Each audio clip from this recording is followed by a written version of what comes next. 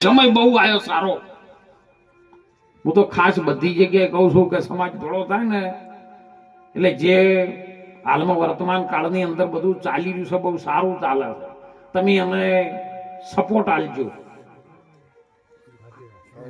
જગતના ચોકની અંદર બધી સમાજો સાહેબ સુખી છે, બધી પ્રગતિના નિશાનો પર છે, પણ આધ્યાત્મિક સિદ્ધાંત કદાચ ન ઉતરે બાપુ, પણ સમાજના નિયમ પ્રમાણે જે બંધારણ તમે કર્યું છે એ બંધારણને બધા સપોર્ટ આપજો સાહેબ.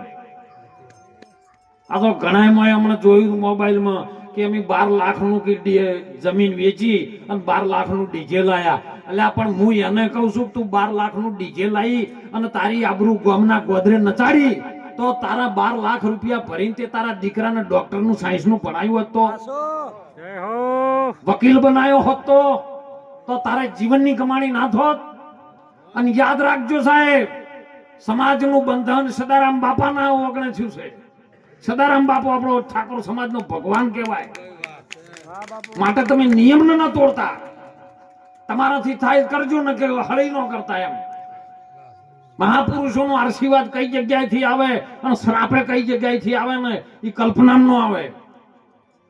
આપણી ભારતની દીકરીઓ સાહેબ આગળ આવી છે. આજે આ એક ભગવાન માતાજીઓ બધા દીકરીઓ આગળ આવી ને ત્યારે ભજન થાય છે સાહેબ. મહાશક્તિ સ્વરૂપ છે.